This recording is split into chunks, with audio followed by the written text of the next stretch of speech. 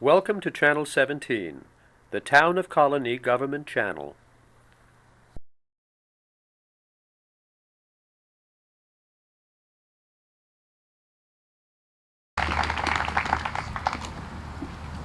In Congress, July 4, 1776. The unanimous declaration of the 13 United States of America. When in the course of human events, it becomes necessary for one people to dissolve the political bands which have connected them with another, and to assume, among the powers of the earth, the separate and equal station to which the laws of nature and of nature's God entitle them, a decent respect to the opinions of mankind requires that they should declare the causes which impel them to the separation.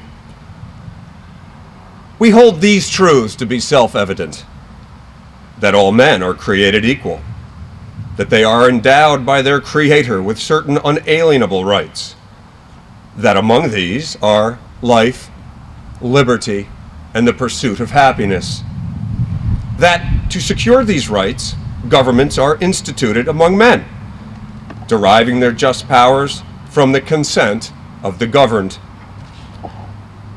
that whenever any form of government becomes destructive of these ends, it is the right of the people to alter or to abolish it, and to institute new government, laying its foundation on such principles and organizing its powers in such form as to them shall seem most likely to affect their safety and happiness. Prudence indeed will dictate that governments long established should not be changed for light and transient causes, and accordingly all experience hath shown that mankind are more disposed to suffer while evils are sufferable, than to right themselves by abolishing the forms to which they are accustomed.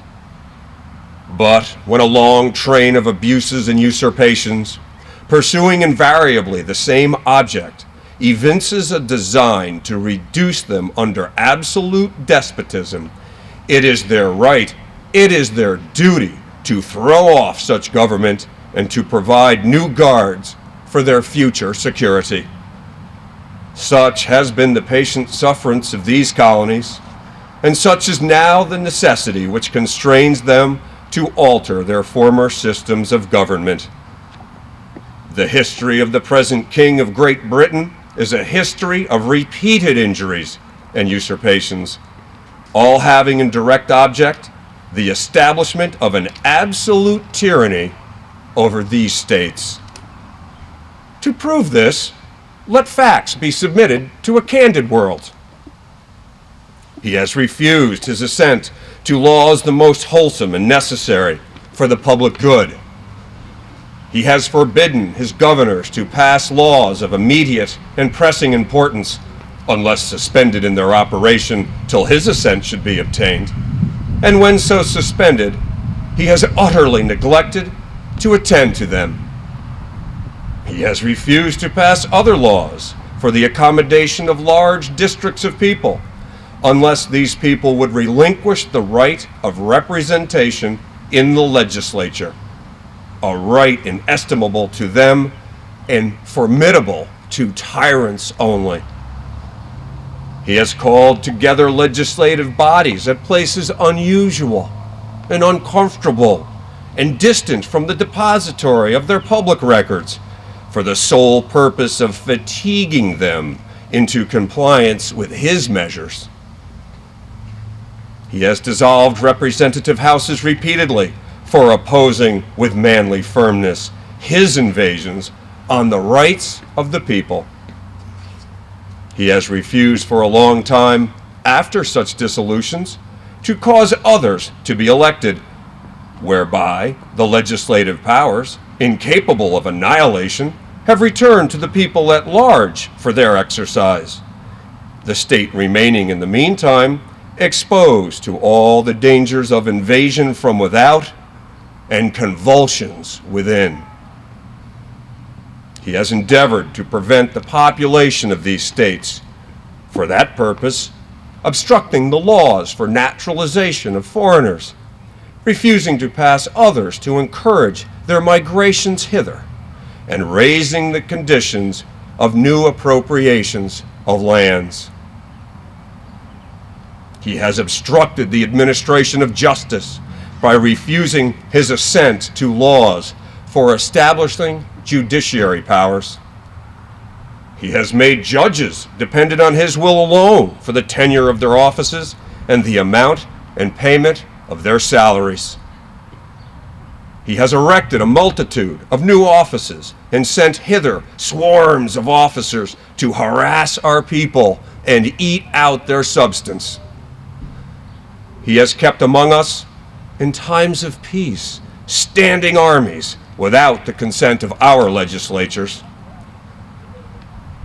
He has affected to render the military independent of and superior to the civil power.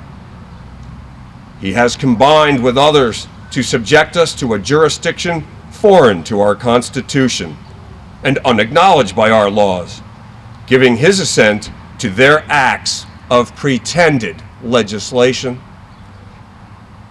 for quartering large bodies of armed troops among us, for protecting them by a mock trial from punishment for any murders which they should commit on the inhabitants of these states, for cutting off our trade with all parts of the world, for imposing taxes on us without our consent, for depriving us, in many cases, of the benefits of trial by jury, for transporting us beyond seas to be tried for pretended offenses, for abolishing the free system of English laws in a neighboring province, establishing there an arbitrary government and enlarging its boundaries so as to render it at once an example and fit instrument for introducing the same absolute rule into these colonies, for taking away our charters, abolishing our most valuable laws, and altering fundamentally the forms of our governments, for suspending our own legislatures and declaring themselves invested with power to legislate for us in all cases whatsoever. He has abdicated government here by declaring us out of his protection and waging war against us. He has plundered our seas, ravaged our coasts, burnt our towns, and destroyed the lives of our people. He is at this time transporting large armies of foreign mercenaries to complete the works of death, desolation, and tyranny already begun with circumstances of cruelty and perfidy scarcely paralleled in the most barbarous ages, and totally unworthy the head of a civilized nation. He has constrained our fellow citizens taken captive on the high seas to bear arms against their country, to become the executioners of their friends and brethren, or to fall themselves by their hands. He has excited domestic insurrections amongst us, and has endeavored to bring on the inhabitants of our frontiers, the merciless Indian savages, whose known rule of warfare is an undistinguished destruction of all ages, sexes, and conditions. In every stage of these oppressions, we have petitioned for redress in the most humble terms. Our repeated petitions have been answered only by repeated injury. A prince whose character is thus marked by every act which may define a tyrant is unfit to be the ruler of a free people. Nor have we been wanting in attentions to our British brethren. We have warned them from time to time of attempts by their legislature to extend an unwarrantable jurisdiction over us. We have reminded them of the circumstances of our emigration and settlement here. We have appealed to their native justice and magnanimity, and we have conjured them by the ties of our common kindred to disavow these usurpations, which would inevitably interrupt our connections and correspondence. They too have been deaf to the voice of justice and of consanguinity. We must, therefore, acquiesce in the necessity which denounces our separation and hold them, as we hold the rest of mankind, enemies in war, in peace friends.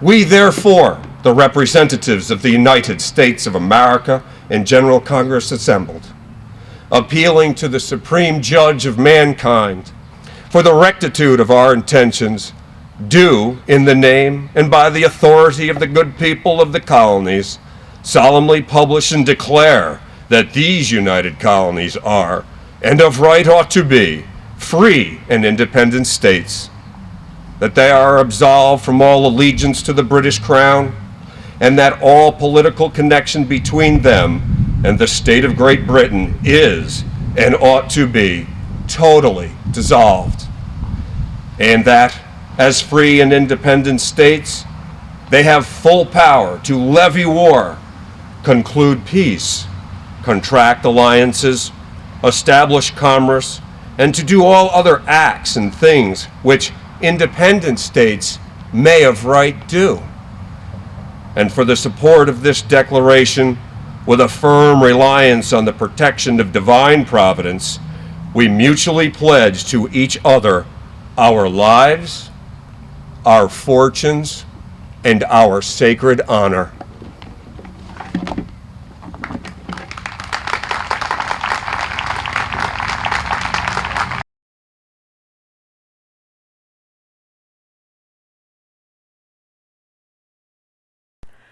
Welcome to Channel 17, the Town of Colonie Government Channel.